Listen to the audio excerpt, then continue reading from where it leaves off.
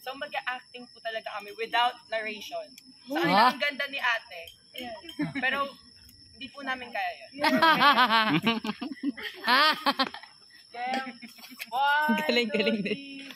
Acting. Direct. Happy! Tara na! Ready ka na ba? Yes po, nanay. Ready na po ako. Sige, wait lang. Mag-book tayo ng Grab. Wow! Yaman. Oh.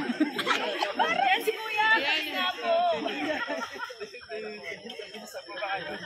Yan lang po sa malapit na SM. Naiwan. Hindi ba tayo nasakyan, hindi Grab. Ma'am, nandito na po tayo. Kuya, magkano po? Bali 270 po na. Keep the chick. Thank you po. Mayaman. Oh, yaman. Tingnan niyo yung pina-flash nilang picture. Ano bang gusto mo muna? Gusto ko po ng pambili ko po para po sa camp ko. Bago yan, mag-withdraw muna ako. Kailan ko mag-pray? Morning, ma.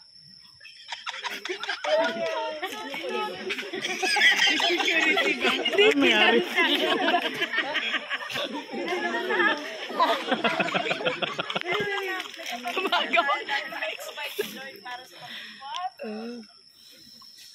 Uy. Ang galing ha.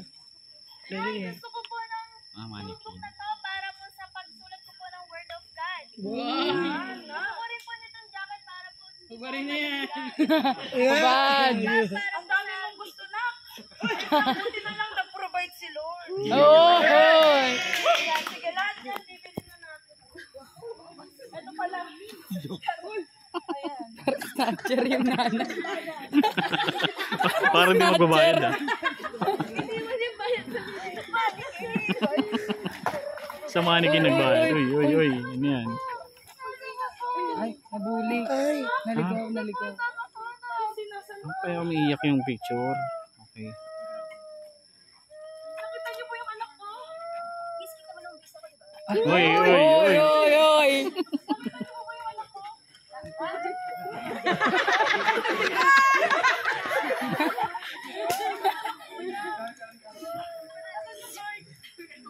Guard.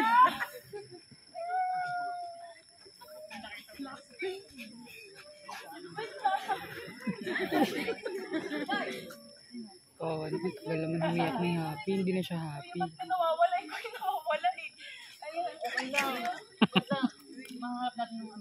Ayun. Ay, nag-holding hands. sorry. Nagulat ako. Uy, naging asawa yung security. 2 in 1.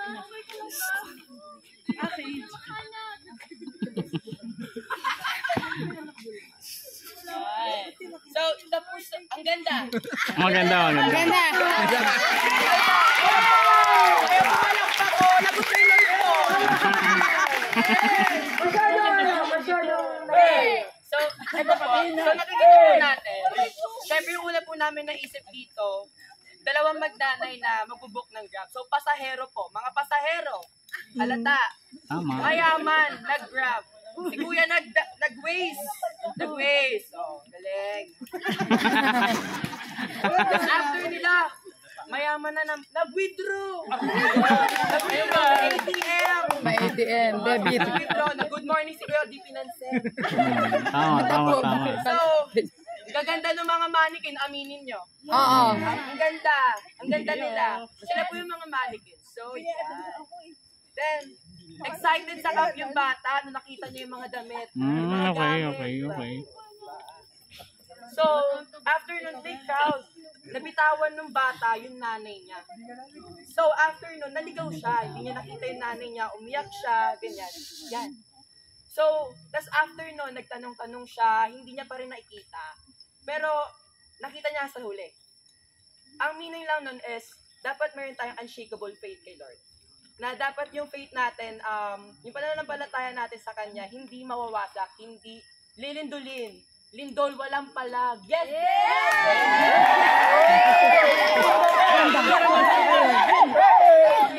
Then, dapat meron din tayong unshakable hope. Hindi man siya naturo, pero dapat meron din tayong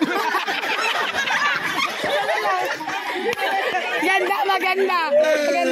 Application. Dapat meron tayong pag-asa sa bawat pagsubok natin. Nakita niya yung anak niya, nakita niyo, may pag-asa. Kandidato. Guys, dapat meron din po tayo unshakable love. Sa kahit anuman na pagsubok natin, dapat marunong pa rin tayo magmahal.